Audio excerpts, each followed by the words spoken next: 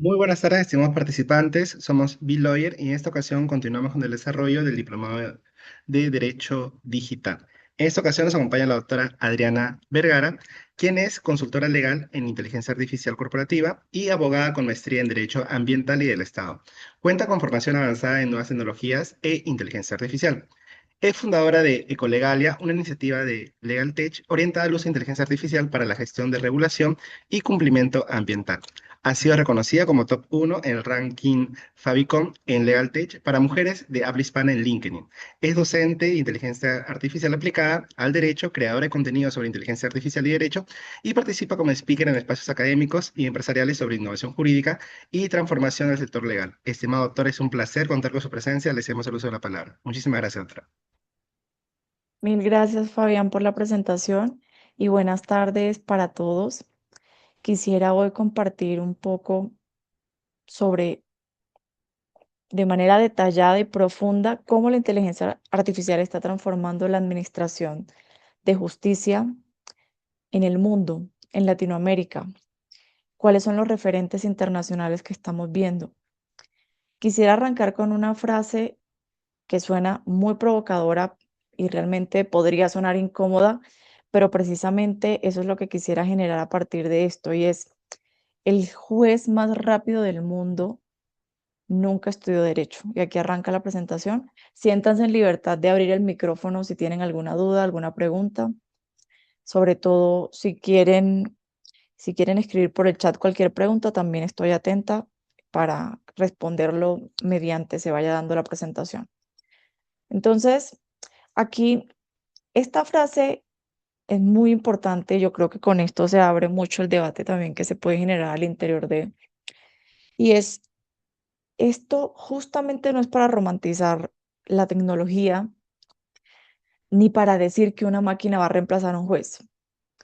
Lo digo porque ya entramos en una etapa en que la velocidad, la clasificación, la priorización, incluso ciertas recomendaciones dentro de la justicia ya no dependen solamente de humanos. Y ahí es donde esa conversación se pone realmente interesante, porque hablar en este caso de inteligencia artificial en justicia no es solamente hablar de herramientas nuevas, no es solo hablar de eficiencia, y eso es muy importante, sino es algo mucho más profundo, es cómo empieza a reconfigurarse la toma de decisiones dentro del Estado, dentro de las instituciones y dentro de las organizaciones. A mí me interesa mucho que hablemos de esto, digamos, de manera muy práctica y de manera muy directa, y también sin pánico, porque a veces el debate siento que se va a los dos extremos. Uno, de la IA va a salvar a la justicia, y dos, la IA va a destruir el Estado de Derecho. Y la verdad es que ni una cosa ni la otra, y lo que sí realmente está pasando es que la IA está entrando en un terreno extremadamente sensible en el que los derechos, las garantías, la motivación y sobre todo de las decisiones y la legitimidad institucional está tocando fibras muy delgadas. Entonces, hoy quisiera no hablar de tecnología, sino de básicamente lo que está ocurriendo, que no suena abstracto. Y yo siento que es importante decir que cuando hablamos de inteligencia artificial en justicia en el mundo, todavía hay gente que piensa que esto es un experimento lejano. Pero ya hay países que donde un algoritmo participa activamente en la gestión o en la resolución de conflictos. Por ejemplo, el primer caso es Estonia. Estonia es un caso muy interesante porque es un país que lleva años trabajando en la digitalización estatal de manera coherente y de manera contundente, y allí desarrollaron un sistema para todo lo que tiene que ver con disputas civiles menores. ¿Qué hace? Las partes cargan los documentos, el sistema sugiere una resolución y un juez humano lo confirma o dice no. Pero sí, en este caso, no reorganiza justamente el criterio, pero sí reorganiza el proceso, no elimina al juez ni de su criterio. Y en este caso, empieza a reordenar la manera en que las decisiones se producen. Después tenemos a China, que ya juega en otra liga, con una escala increíble, y en este caso los tribunales, por ejemplo, más populares, por ejemplo, de Beijing, procesan millones de casos, especialmente ligados a lo que tiene que ver con comercio electrónico. Ahí ya no estamos hablando de un piloto cualquiera, estamos hablando de una infraestructura judicial donde la IA empieza a integrarse al funcionamiento del mismo sistema. Y luego está Brasil con uno de los casos más populares que se llama Víctor en el Supremo Tribunal Federal. Es uno de mis favoritos para explicar esto porque no se deciden casos, pero sí se clasifican recursos, por ejemplo. Y eso, aunque parezca realmente administrativo, es profundamente importante porque quien clasifica prioriza. Y quien prioriza influye en la justicia de manera material. Antes ese trabajo, por ejemplo, se podía tardar 44 días y estamos hablando que ahora ese trabajo se hace en 1 hora. Entonces la pregunta no es solo la IA falla o no falla, la pregunta es también en qué parte del proceso judicial empieza a moverse a otra velocidad cuando entra un sistema de inteligencia artificial de esta manera. Creo que aquí vale la pena hacernos una pregunta y es, porque muchas veces pensamos que el único riesgo está en que la IA dicte sentencias, genere decisiones, pero no. El riesgo también empieza a aparecer mucho antes, en la selección, en el filtro, en la argumentación, en la agrupación de expedientes, en la priorización de los expedientes y en las recomendaciones finales. O sea, que la IA, en estricto sentido, no necesita, por ejemplo, de tomar decisiones profundas como aprobar o validar una sentencia para alterar potencialmente el funcionamiento de la justicia. Le basta con ordenar las filas y las tomas de decisiones previas, incluso de selección de los expedientes que se van a tratar. Y si uno mira, por ejemplo, América Latina, esto ya tampoco es una conversación cualquiera. Por esa razón, hay un mapa latinoamericano que es importante traer a colación el día de hoy y es 3 países, 3 enfoques y una pregunta. Una pregunta que nos conecta a todos a nivel Latinoamérica. En Colombia, por ejemplo, está pasando algo interesante. Muchos detractores, en este caso de Pretoria, que es básicamente una experiencia relevante en materia de digitalización, automatización y clasificación de tutelas.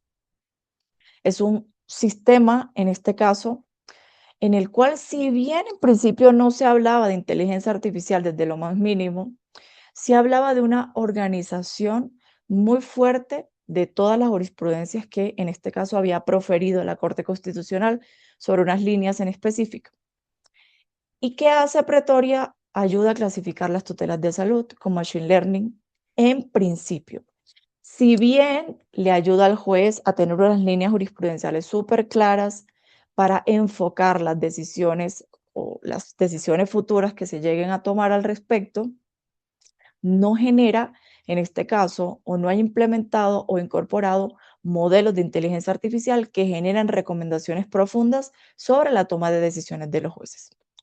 Entonces, ¿qué otra cosa está pasando?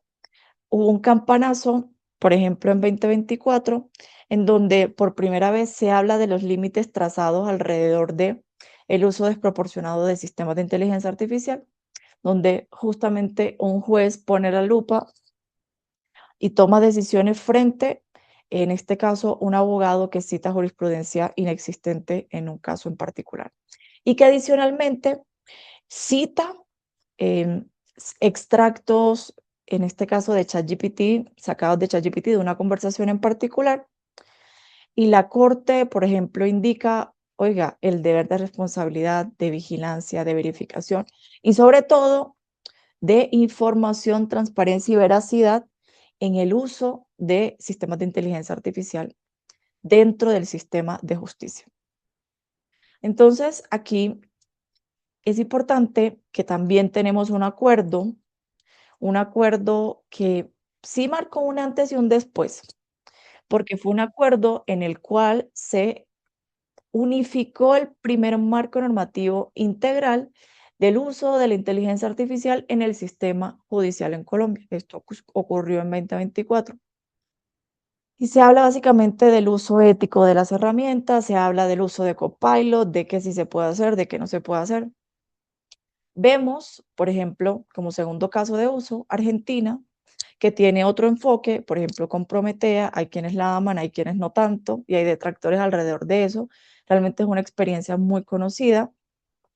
Ahí la lógica, por ejemplo, ha sido más de asistencia, en este caso, predicción, organización y automatización de tareas.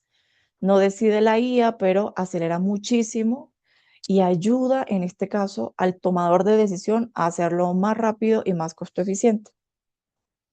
Y Perú tiene algo muy similar también a Colombia, a pesar que Colombia se ha intentado esforzar por hacer los famosos tribunales y juzgados de descongestión por la sobrecarga procesal y básicamente nuestro sistema de justicia también se encuentra totalmente colapsado. Se supone que ha disminuido ese porcentaje y de acuerdo a una fuente específica se dice que en Perú, por ejemplo, hay más de 3 millones de expedientes activos en el Poder Judicial y que hay unos tiempos promedios de 3 a 5 años para tomar decisiones en primera instancia. Y en este caso hay, o por ejemplo, hay todavía unos vacíos fuertes en cuanto a la regulación específica de IA judicial. Y ahí yo comparto, por ejemplo, una preocupación con lo que está pasando en Colombia y es, si bien, por ejemplo, aquí empieza a suceder la aplicación del acuerdo que les acabo de comentar, empiezan a existir vacíos fuertes a la hora de ponerlo en práctica en la vida real, en este caso los jueces, y no solamente los jueces, sino los sustanciadores, los secretarios, los abogados, los que están detrás, digamos, de las decisiones o de la sustanciación de esas decisiones. Y también nos encontramos totalmente colapsados. Para ordenar la conversación, yo creo que lo primero es entender, por ejemplo, que no toda inteligencia artificial judicial es lo mismo y es importante entender para qué sirve cada una de ellas. A veces metemos todo en la misma bolsa y eso confunde muchísimo el debate. Y yo siento que eso pasaba mucho con lo que había o esa iniciativa que surge en la Corte Constitucional que les acababa de comentar de pretoría. Unos decían, oigan, eso no es inteligencia artificial. Yo coincido. Esos son workflows básicos con automatización en donde básicamente se definen unos criterios, se tiene una base de datos curada para generar unas reglas y a partir de eso un resultado. Pero ojo, después, digamos en la fase siguiente, ya cuando empiezan a implementar o a incluir sistemas de inteligencia artificial para el apoyo de X, Y, Z, empezamos a hablar que estamos trabajando en el nivel uno y esto es muy importante. No es lo mismo una herramienta que ayude a buscar jurisprudencia, como lo que está haciendo actualmente Pretoria, una que ayude a organizar notificaciones o una que influya directamente en la toma de decisiones, es decir, en una resolución porque la ayude a proyectar. Jurídicamente, éticamente y constitucionalmente no juegan en el mismo nivel. Por eso a mí me gusta separar estos tres niveles. El primero es una IA de apoyo. Esto es que asiste al operador, que analice, que ayude a buscar jurisprudencia, que nos ayude a organizar argumentos, estimar probabilidades, revisar documentos. Yo digo que esto, por ejemplo, hasta este nivel uno es lo que actualmente nosotros tenemos permitido, incluso con unos límites más profundos, de acuerdo a lo establecido dentro de nuestro acuerdo del sistema judicial en el uso de la IA. Hay, por ejemplo, que en este nivel de apoyo, que tengamos un riesgo muy bajo, dado que estamos hablando que podemos tener motores de búsqueda avanzada, asistentes y copilotos jurídicos internos con los datos de la organización. El segundo es la IA de gestión. Aquí ya estamos en una fase de pensar cómo automatizar y transformar los procesos administrativos de una entidad o de un sistema de administración de justicia. Y esto, por ejemplo, pensándolo en un sistema que nos ayude a clasificar, a hacer notificaciones, a hacer, en este caso, agendamientos, triage procesal, o sea que literalmente nos ayuda a decir esto debe ser seleccionado, esto no, esto es importante, este es el camino como un diagnóstico previo para la toma de la decisión final, en este caso, de cualquier órgano dentro del sistema de la administración de justicia. Aquí hay unos ejemplos y en particular me llama mucho la atención el sistema que tiene Brasil y un sistema que tiene Estados Unidos, en donde el riesgo es medio, porque finalmente lo que ocurre aquí directamente es que empieza a pensarse el sistema en modo abstracto. No solamente pienso en meterle IA a todo, sino que empiezo a pensar cómo hago la arquitectura de mis procesos internos para mejorar de manera cualificada todo lo que hago en el día a día y al final le meto inteligencia artificial para obtener un resultado más costo eficiente en cuanto al proceso mismo. Y este nivel 3, que me parece que siempre será el más riesgoso, que es el que en definitiva existe una influencia directa en el sentido de la toma de la decisión final, en una resolución, en una motivación, y este nivel es el que más puede llegar a impactar los derechos fundamentales de la gente. Este es el terreno de máximo riesgo constitucional. Ahí ya entran preguntas súper pesadas, por ejemplo, o análisis muy complejos. Sistemas de IA, en este caso, tienen la capacidad de analizar si hay o no debido proceso, empiezan a analizar criterios jurídicos de fondo, motivación, transparencia, control de sesgos. Y aquí yo les traigo a colación un caso que me llama muchísimo la atención y es el sistema COMPAS, que es uno de los primeros sistemas utilizados en Estados Unidos en el marco de la Administración de Justicia, utilizado justamente por los jueces para analizar la posible reincidencia, en este caso, de un acusado. ¿Y esto qué quiere decir? Que ese sistema COMPAS es utilizado o ha sido utilizado para categorizar en niveles de riesgo a personas que han cometido algún tipo de delitos bajo unas variables específicas.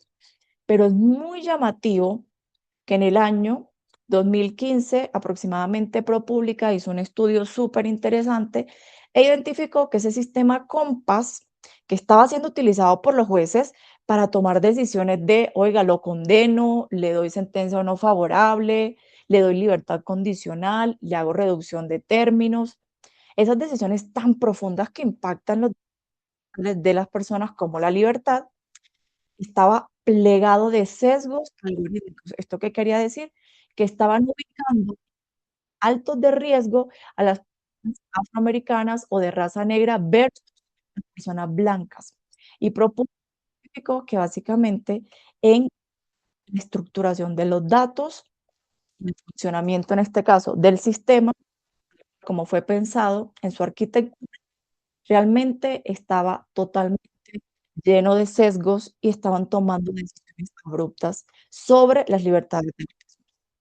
Y esto nos hace pensar que cuando uno ya empieza a distinguir, por ejemplo, estos niveles en particular, antes de pensar en soluciones, en comprar grandes Ferraris tecnológicos, en comprar grandes, grandes soluciones a problemas reales que tienen los sistemas de administración en el mundo, hay que entender realmente los retos. A mí me gusta organizar, por ejemplo, hablar de esta conversación en tres capas. La primera es una capa estructural, es decir, pensar cuáles son nuestros dolores reales, cuál es la mora que nosotros presentamos frente a los ciudadanos en los trámites judiciales, cuál es el nivel de congestión, cuál es el nivel de acceso, de sobrecarga o las debilidades operativas. Ahí empezamos a preguntarnos qué problemas reales del sistema estamos intentando resolver antes de querer resolverlo todo con una tecnología que no conoce de fondo nuestros dolores reales. La segunda capa es, ya tenemos identificado los problemas o los dolores estructurales, hay que identificar una capa ético-constitucional.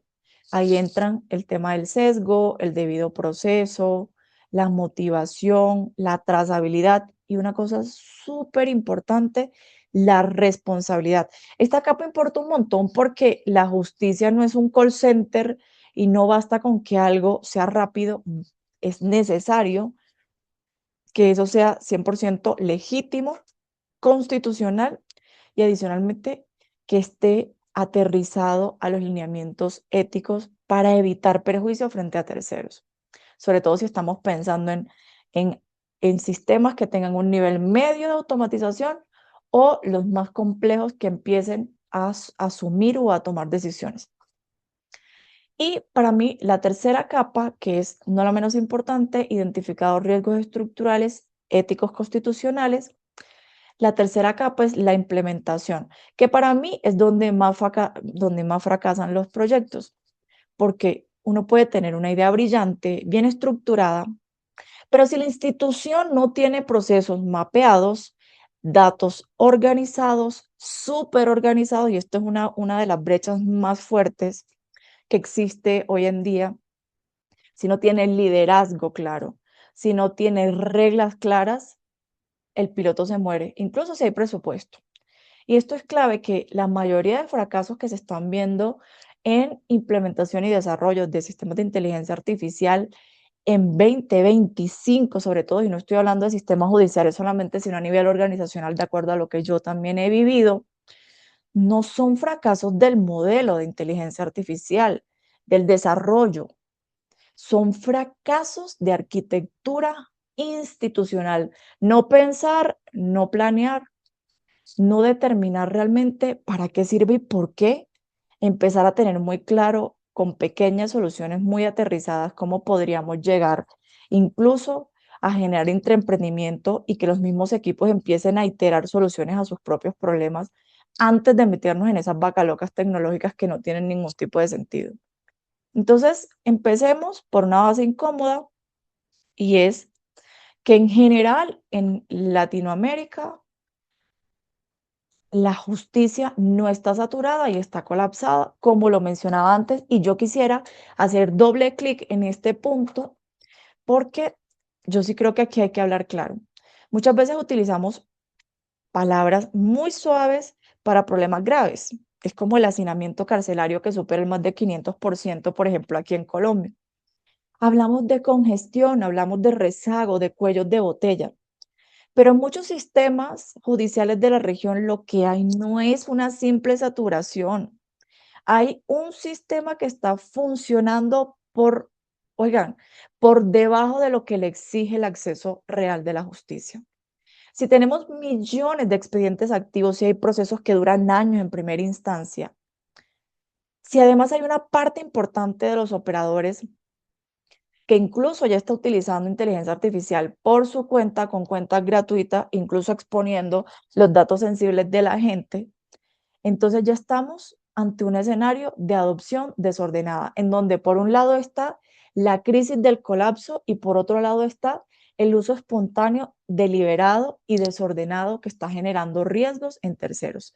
Y para mí ese es uno de los puntos más críticos, porque el problema no es preguntarnos, en este caso, si la IA va a llegar, si no va a llegar, ya está en los despachos, está en los juzgados, está en las áreas legales del Estado, está en las firmas, en las universidades. Y el problema es que empieza a llegar sin trazabilidad, sin protocolos claros, sin políticas de uso, sin custodia de datos, sin claridad sobre los límites. Casi que las dimensiones internas de la organización se desdibujan. La dimensión, por ejemplo, técnica. Contrato la tecnología, pero no tengo ni idea cómo es la arquitectura de datos que hay detrás, cómo es el stack tecnológico, cómo es la trazabilidad. Mi dimensión organizacional está mal porque el esquema de supervisión no está claro. La dimensión jurídica no está claro porque no está claro quiénes son los responsables en caso que algo falle. Entonces, todos estos contextos nos ayudan a pensar, por ejemplo, que prohibir sin diseñar no funciona, pero abrir la puerta sin gobernanza tampoco funciona. En este caso, aquí hay un punto, por ejemplo, y es que el 41% de los operadores judiciales ya usan IA en el mundo, pero el 71% de ellos están utilizando versiones gratuitas de ChatGPT y esa es la realidad. Por eso hay un reto ético constitucional y lo menciono nuevamente haciendo también doble clic en este punto y es que estamos viendo que la eficiencia de un sistema de IA no puede chocar contra los derechos fundamentales y de hecho lo está haciendo. En este caso, el primer caso de uso, como les acabo de comentar, es el caso Compass. Ya está claro que el algoritmo no solamente estaba sesgado, la IA no inventó el sesgo, pero ojo, tuvo la capacidad de escalarlo y volverlo sistemático. Justamente cuando se evidencian esos sesgos raciales muy fuertes que inciden en la toma de decisiones frente a las personas negras versus las blancas y las ponen en un nivel de riesgo. Después viene el choque entre eficiencia y debido proceso. Resolver rápido no significa resolver bien. Y un proceso, en este caso, puede ser muy veloz, pero al mismo tiempo puede llegar a ser incluso súper opaco. Y una apelación, por ejemplo, frente a una caja negra, que es un sistema de inteligencia artificial en el cual no se tiene ni idea los datos de entrenamiento que se han utilizado, la forma en el entrenamiento y los modelos que se han utilizado, puede dejar al ciudadano en una posición 100% vulnerable y muy débil. Por esa razón viene una pregunta que me parece bastante fascinante y es jurídicamente, y esa es yo creo que la pregunta más profunda cuando hablamos de administración de justicia, cuando hablamos de sistemas que van a incidir sobre nuestra vida, sobre nuestros derechos fundamentales, y es, oigan, cuando falla, ¿quién va a responder? Y esto es una pregunta que yo me hago constantemente y que en papers, en investigaciones, en análisis, en la jurisprudencia que existe, incluso en las normativas que empiezan a existir en el mundo, como la primera ley de inteligencia artificial, la europea, la de Texas, la de Colorado, que incluso se van a encender en este 2026, no está claro el esquema de responsabilidad cuando la inteligencia artificial falle, y menos en un sistema judicial en el cual estamos hablando de involucrar derechos muy, muy sensibles. ¿Quién responde? El que desarrolla la aplicación, la entidad que adopta el sistema, el proveedor, en este caso del software, el dueño del modelo, OpenAI, Anthropic, el juez o funcionario que lo usó sin cuestionarlo, porque la responsabilidad se vuelve mucho más difusa cuando entra un intermediario algorítmico. Y yo creo que la pregunta de fondo es hasta dónde podría llegar un Estado, en este caso en delegar o desplazar la discrecionalidad hacia un sistema algorítmico sin vaciar de contenido las garantías del proceso. Y eso no se responde con marketing de software, sino con teoría constitucional, diseño y sobre todo reglas súper claras. Entonces, ¿por qué? Y volvemos al punto, ¿por qué los pilotos de IA judicial fracasan? Y aquí yo siento que soy bastante insistente en este punto. Aquí esto se empieza a caer de su propio peso porque no porque los modelos sean malos, sino porque no estábamos listos para sostenerlos. Y aquí recalco, primero, no hay mapeo de procesos, automatizamos sobre el caos, ni siquiera nosotros sabemos qué es lo que queremos resolver, porque el procedimiento subyacente no se encuentra formalizado. Adicionalmente, y me parece que es lo más delicado y es lo que yo, por ejemplo, vivo en el día a día, que si no tenemos digitalización de nuestros expedientes, de nuestros documentos, ¿qué esperamos? Y si adicionalmente están digitalizados con una muy mala calidad que no los leemos ni con lupa, ¿cómo esperamos justamente que un sistema de inteligencia artificial vaya a poder analizar la información, en este caso, para tener contexto y a partir de eso empiece a generar toma de decisiones o empiece a apoyar labores administrativas y jurídicas dentro de un despacho o dentro de un sistema de justicia? Adicionalmente, tenemos, en este caso, una brecha y es que nuestro marco legal es reactivo. Claramente, el marco legal o la normatividad nunca va a tono al mismo ritmo de la innovación y entiendo por qué, porque si esperamos esto, estuviéramos en la edad de piedra y hay un riesgo profundo de sobreregular porque puede cortar justamente los procesos de innovación y de desarrollo, pero eso también genera un tema muy delicado y es que justamente el marco llega después del escándalo, del problema. Entonces, durante un tiempo, cada operador, cada empresario, cada tomador de decisión improvisa su propia política. Uno contrata una suscripción de ChatGPT, otro no, otro contrata un copiloto jurídico de cero, uno declara el uso, otro lo oculta, uno entiende que es apoyo, uno sabe con qué datos fue entrenado el modelo local. Conclusión, realmente ese es un problema. Resistencia a lo cultural invisible es otro punto. Mucha gente no le teme a la IA porque no le entienda, sino porque siente que la va a dejar expuesta. Adicionalmente, la financiación es un punto. Hay pilotos espectaculares que tienen unas muy buenas intenciones, incluso un mapeo estratégico institucional claro, un marco de gobernanza claro. Oigan, y vamos a contratar una solución para resolver el problema de las primeras instancias en los procesos judiciales para descongestionar ese proceso inicial. Pero el problema es que no hay recursos y pasa que simplemente no se pueden ejecutar los proyectos o llega la administración siguiente y quedan a la mitad. Y el último que estamos hablando, que quizás es el punto más sofisticado, pero es el que nos va a salvar el pellejo de las decisiones que se tomen de manera automatizada por un sistema de inteligencia artificial, y es la famosa auditoría algorítmica. Si nadie define cómo se puede auditar el algoritmo una vez que empieza a desplegarse, básicamente no va a haber forma de saber cómo piensa, cómo estructura y cómo decide la caja negra de la inteligencia artificial. Cómo se corrige, cómo se documenta, por qué se llegan a esas conclusiones, qué análisis hizo, tiene sesgos, no los tiene. Básicamente hay que poder responder, explíqueme por qué esto se clasificó de esta manera, explíqueme por qué se tomó la decisión de esta forma. Mientras este debate, en este caso, se, se empieza, se empieza simplemente a encender aún más, porque no descansa el tema de la regulación, regulamos o no, los abogados están siendo sancionados y está claro que cada día se evidencian más y más casos, sobre todo en Estados Unidos, por ejemplo, en cortes federales como Alabama, Colorado, New Jersey, Texas. Hoy en día hay muchos casos también en Perú, en Colombia, cada vez más se empiezan a ver en América Latina, en donde simplemente lo que empieza a suceder es que el uso, en este caso, yo lo denominaría no tanto no responsable, sino con claridad, con determinación y estructura, empieza a generar resultados indeseables frente a terceros. ¿Y qué pasa con el contexto regulatorio?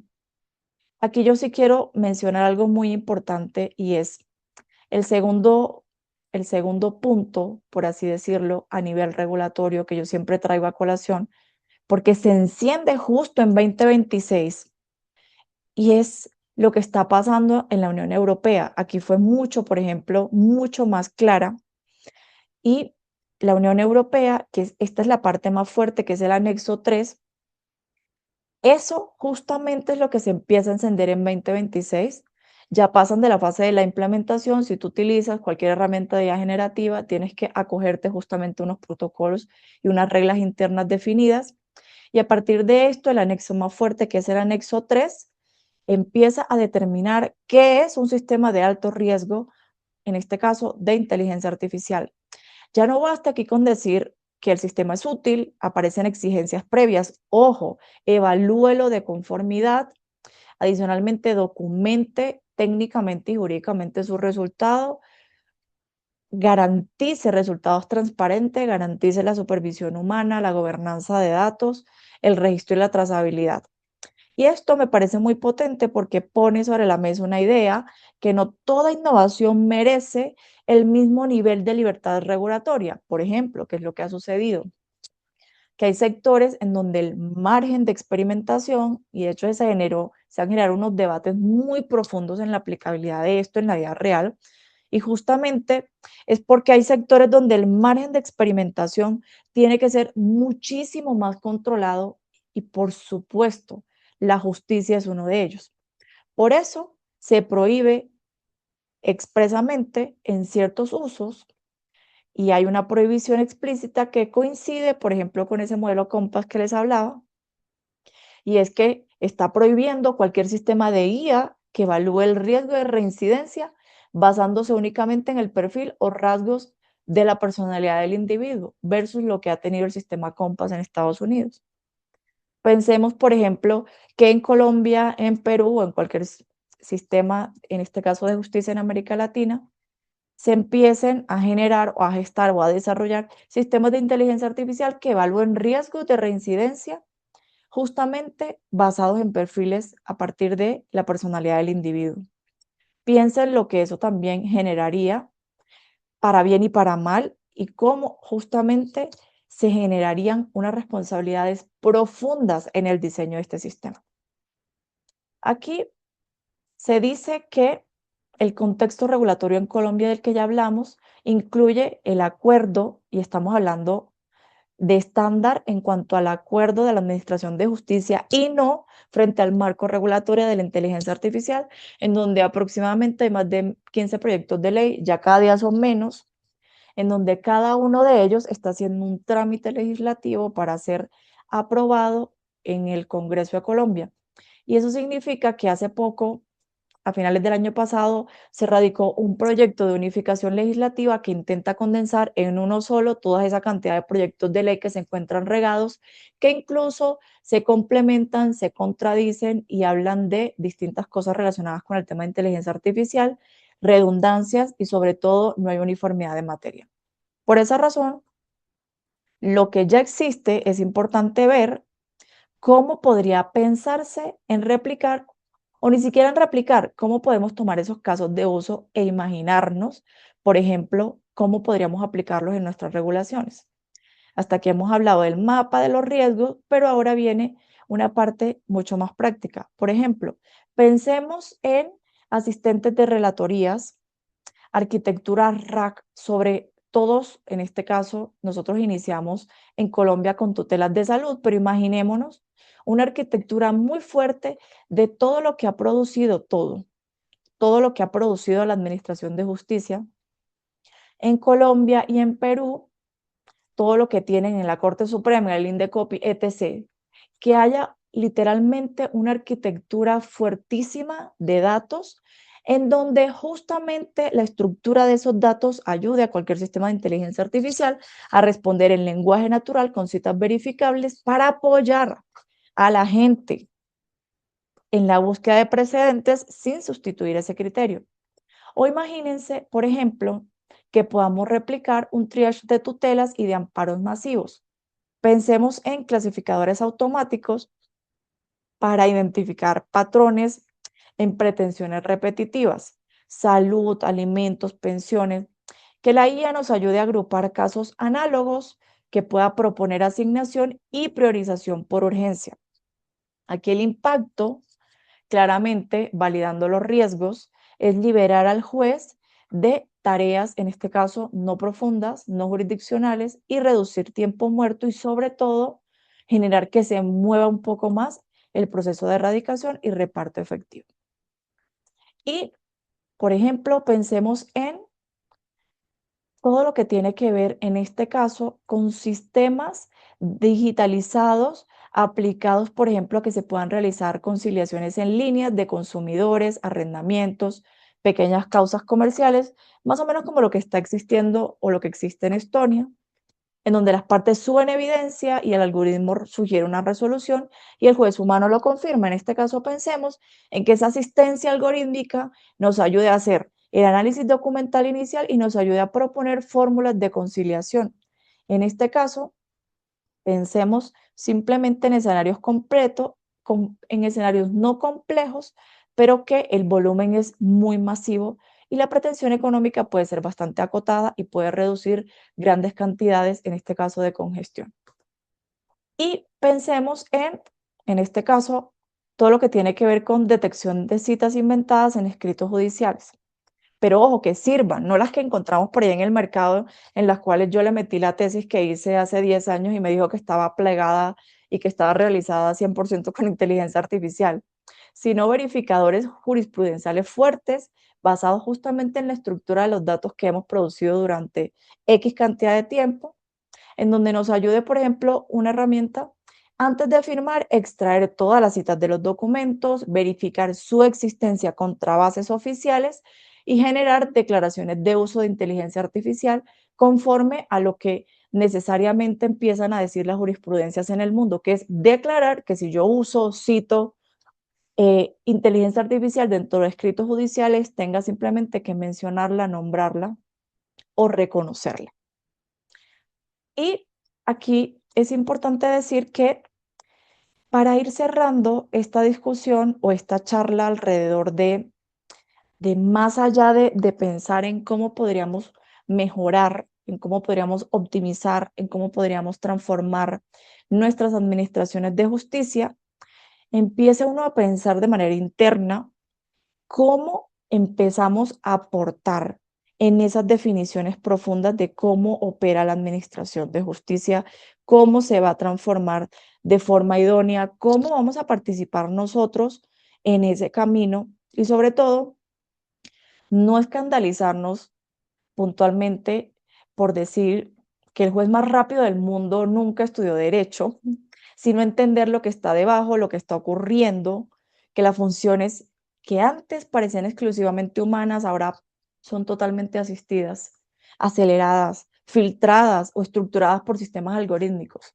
Más que escandalizarnos, la pregunta es quién va a definir cómo opera, con qué límites, con qué transparencia y con qué controles, porque básicamente si no lo hacen las instituciones, lo hará el mercado. Si no lo hace el derecho, lo hará la costumbre. Si no lo hace una arquitectura pública seria, lo hará la improvisación individual de cada operador usando herramientas sueltas por su cuenta. Y ahí sí podemos terminar en un escenario bastante problemático. Por eso, yo insisto tanto en esta idea y es que la conversación sobre inteligencia artificial, por ejemplo, en justicia, no debe empezar por la herramienta, sino que debe empezar por la gobernanza, por la arquitectura, por el proceso, por la regla, por el límite, incluso por la trazabilidad. Por eso quiero empezar a cerrar con una idea muy simple para darles paso si tienen preguntas, dudas o simplemente comentarios sobre lo que está ocurriendo en los sistemas judiciales puntualmente en su país y qué comentarios o experiencias vividas están teniendo en este momento. Para mí, la IA sí puede ayudar a que nuestra justicia sea más rápido, claramente sí. Puede ayudar a que ciertos procesos sean más ordenados, sí. Puede ayudar incluso a mejorar acceso y gestión. Pero en la justicia, la verdadera innovación no consiste en automatizar por automatizar, sino en hacer compatible la eficiencia con la legitimidad de nuestras decisiones. Por eso, este es el reto más grande de la década, no es solo adoptar IA, sino hacerlo sin degradar nuestras garantías como ciudadanos. Y sobre todo, las garantías que hacen que la justicia siga siendo justicia. Con esto voy cerrando mi intervención y les doy paso para los que quieran justamente tener alguna opinión al respecto del tema. Muchas gracias, estimada doctora, por la presentación. Por el momento han escrito dos personas. La primera es Eduardo Ramírez, quien indica: buenas noches. También se ve un vacío con respecto a la gestión de los datos personales de terceros frente a la IA, en especial de ChatGPT. Si en algún momento se da filtración en OpenAI, muchas personas estarían expuestas. Me centro más a los abogados que usan GPT con la información de los patrocinados. ¿Qué se podría hacer al respecto con esta situación, doctora? Entonces, ahí hay una pregunta súper interesante y le agradezco mucho a Eduardo. Y es, hay una situación muy clara y es que en realidad hoy en día no tenemos claridad de acuerdo al fenómeno justamente del, de esa dependencia algorítmica que existe de los países de Latinoamérica frente a los modelos de inteligencia artificial, en este caso, que hacen parte del norte global, la forma en cómo están utilizando nuestros datos. Y ahí sí, yo sí quiero decir que si bien existen políticas de privacidad, políticas de uso, si bien por defecto se pueden deshabilitar incluso las memorias para que la IA no utilice, no reentrene la información o con la información nuestros datos sensibles, es muy complejo determinar cómo se puede disminuir de manera drástica el nivel de riesgo cuando no depende exclusivamente de la arquitectura o de la toma de decisión. El riesgo no va a ser cero, pero depende muchísimo de qué producto se use, qué configuración tengas y qué tipo de información metas. Por ejemplo, en servicios de consumo masivo como ChatGPT, como Claude Anthropic, como Gemini, se indica que su uso puede ser utilizado para mejorar la información, para mejorar justamente el modelo. Y esto, salvo que desactives esa opción, simplemente estás contribuyendo a que con tu información personal estés mejorando incluso la estructura del modelo. Y realmente no tenemos claro a partir de eso qué datos se están filtrando o qué manejo se le está dando a la información, justamente incluso si utilizamos modelos enterprise, business o etc. Y la forma en cómo se están mejorando, en este caso, la toma de decisiones en cuanto al manejo de información, son modelos locales on-premise, en donde se entrenan modelos de cero y básicamente la información, desde el punto de vista organizacional, pasa justamente por una estructuración y curación de datos. Pero sí es un riesgo muy importante. ¿Qué hay que hacer? Reducirlo al máximo nivel y no cargar información sensible que realmente no se puede exponer en un modelo público y desde ningún punto de vista que sea gratuito. Muchas gracias, estimada doctora. Una siguiente pregunta por parte de Erwin Namuche nos indica, ¿cómo podría darme cuenta que la jurisprudencia es inventada por la IA?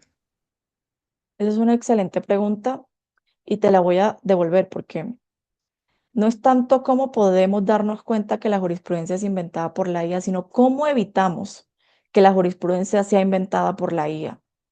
Y devuelvo esta pregunta porque hoy en día la mejor forma de citar jurisprudencia dentro de un escrito, dentro de un documento, no es pedirle en un solo prompt gigante, quiero que investigue jurisprudencia y me armes una demanda, sino parte de un proceso interno cognitivo en el cual el criterio jurídico y la responsabilidad del abogado pesan ante todo. ¿Y eso qué quiere decir?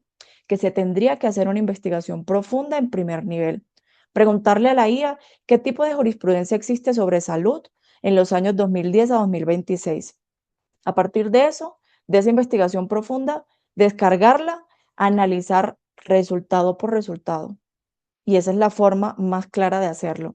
Cuando tengamos claro que esa jurisprudencia sí corresponde a los casos de uso, descargarla en local, hacer un notebook LLM, literalmente un cuaderno con toda esa jurisprudencia, analizarla en masa y con esa información clara, ahí sí decir a cualquier tipo de modelo, mónteme el escrito, mónteme el documento. Entonces sí hay que reducirlo y no pensar en que la IA, en este caso en términos generales, no está inventando o no podría llegar a alucinar, porque ese es el punto más débil y más fuerte en el proceso de razonamiento, en este caso de cualquier modelo de inteligencia artificial.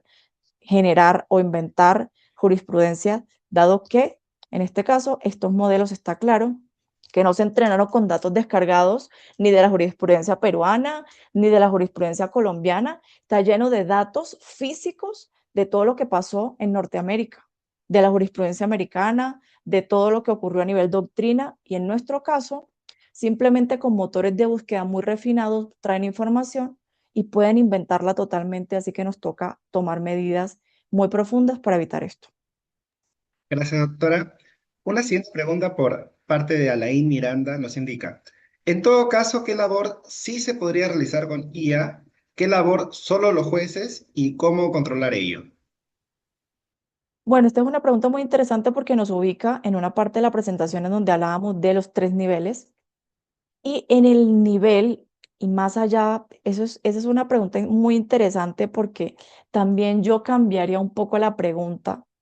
Es que la única forma de saber qué labor podemos realizar con inteligencia artificial es qué tan preparados estamos organizacionalmente y culturalmente al interior del sistema de administración de justicia para saber qué tareas puede realizar o en qué nos puede ayudar un sistema de inteligencia artificial y cuáles no. Esto quiere decir que si dentro de un juzgado o de un sistema de administración de justicia están claros los procesos internos, está claro un esquema de revisión interna, porque cada quien tiene súper definidos los roles dentro del despacho. Está claro la cadena de supervisión y de decisión. Podemos pensar incluso que en un sistema tan organizado como este, como en el caso de Estonia, podríamos hablar de una automatización, por ejemplo, de procesos, hasta que nos lleve, por ejemplo, a una parte en donde nos sugiera, por ejemplo, el extracto o la motivación de una decisión. Pero yo siento que si no estamos preparados, y hablando de Colombia, hablando de América Latina en estricto sentido, si no hay un marco regulatorio claro, si no hay unos procesos claros, si hay una congestión excesiva, ¿de qué nos vale someternos a que un sistema de inteligencia artificial empiece a tomar de forma descontrolada, no acotada y sin estructuración decisiones que pueden afectar a terceros. Para mí la respuesta es, hoy labores simplemente de apoyo. Literalmente consulta, búsqueda de información, redacción inicial, pero que para pasar a las siguientes fases hay que hacer transformaciones profundas y yo siento que nos falta un montón para eso. Gracias, doctora. Una pregunta por parte de Berta Saavedra Marín nos indica, por ejemplo, en el Perú tenemos IA haciendo resoluciones de las que dependen la libertad o la encarcelación de una persona. ¿Qué garantías tenemos que utilicen la aplicación adecuada? Por ejemplo, si hacemos un símil con la IA genérica y no especializada, nos dice que en virtud de las resoluciones y el caso la persona debe estar en libertad, pero los jueces dicen que debe estar encarcelado por la prisión preventiva. Entonces, ¿cómo sabemos qué IA es mejor? ¿O cuál es su margen de error? Y si tienen la obligación de decirnos los jueces a los abogados que utilizan la IA para resolver estos casos. Esa es una pregunta súper interesante. Yo creo que revela uno de los casos de uso, digamos en particular, que puede estar generando puntos de tensión o puntos de fricción. Justamente si estamos hablando de sistemas de inteligencia artificial que empiezan a tomar decisiones o empiezan a apoyar decisiones, incluso empiezan a apoyar la redacción en las cuales literalmente estamos hablando como el sistema Compass. Se apoya el sistema judicial para decidir sobre justamente algo tan delicado y tan sensible como es los derechos fundamentales a la libertad de una persona. Yo diría que la garantía no puede ser confiemos en que la IA acierta. En casos donde está en juego la libertad personal, la garantía tiene que ser literalmente institucional y jurídica y es supervisión humana real, trazabilidad, posibilidad de contradicción y sobre todo explicación del resultado. ¿Esto por qué pasó? Y responsabilidad clara de quien decide. Si ese sistema no puede explicar razonablemente por qué sugiere prisión o libertad, realmente no debería operar como base decisoria en este tipo de casos. Y si se incorporan claramente los criterios de transparencia y supervisión, se tendrían que reservar condiciones muy críticas y encasillar estos sistemas como riesgo alto.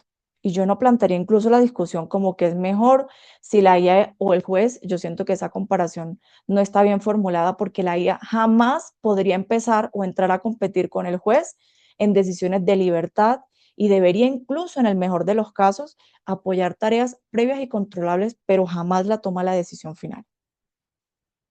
Muchas gracias, doctora. En ese momento hay una pregunta oral por parte de Enrique Zuni. Estimado Enrique, te acabamos de activar el audio. Buenas noches, muchas gracias. Eh, Doctora, gracias por la exposición, bien interesante. Le comento, bueno, mi inquietud, ¿no?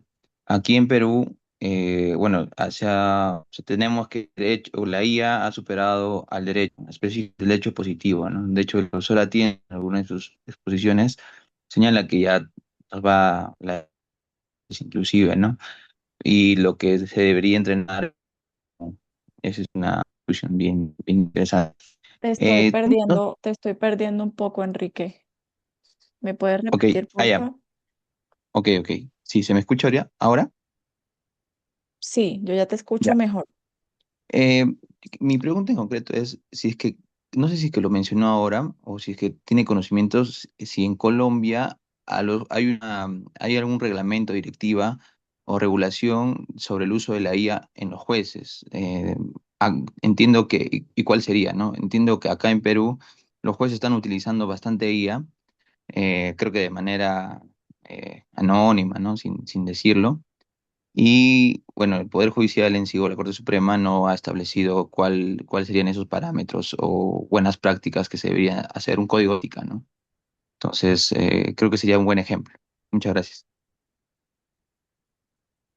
Súper, gracias, Enrique. Ahí estoy compartiendo al chat el acuerdo que tiene actualmente Colombia, que es un acuerdo que nace en diciembre del 2024, por el cual se adoptan lineamientos éticos en el uso responsable de sistemas de inteligencia artificial en la rama judicial. Ojo, estos son lineamientos frente a los cuales organizan o empiezan a organizar el tema.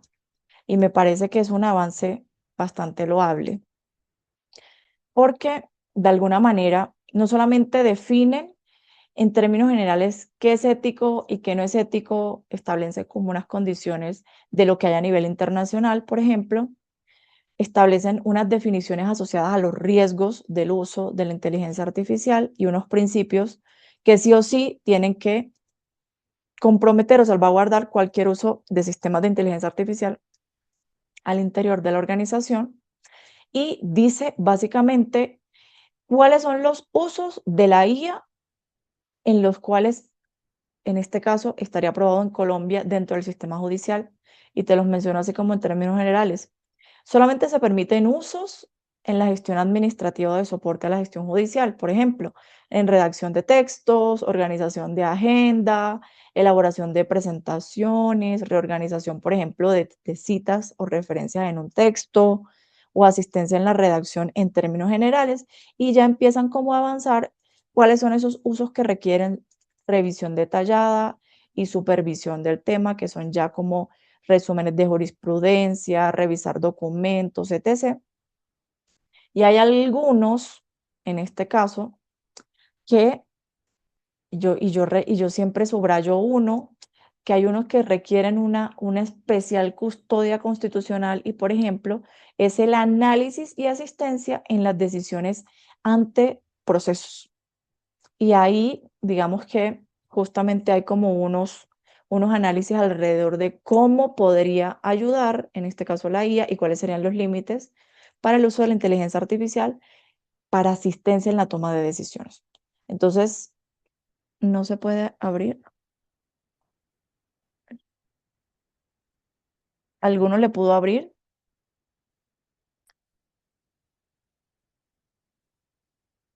No, dice Oh, bloqueo, bloqueo por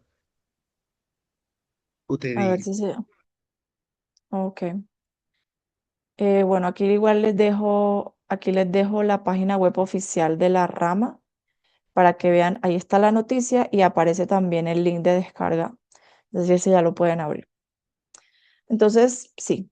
Y básicamente estamos utilizando Copilot porque se coló Microsoft en los sistemas operativos y toda la integración de Microsoft, claramente el SharePoint institucional, el Teams y etc., todo está configurado dentro del entorno de Microsoft a nivel de administración de justicia y por eso Copilot por default es la herramienta que hoy se usa en la administración de justicia en Colombia. Muchas gracias, estimada doctora. Por el momento esas serían todas las preguntas y estaríamos finalizando la presentación del día de hoy. Muchísimas gracias por su apoyo, ha sido un placer aprender de usted. Muchas gracias, Mu- doctora. Muchas gracias a ustedes, mil gracias Fabián, que estén muy bien, un gusto. Tenga una excelente noche, estimada doctora. Cuídese, hasta luego. Gracias.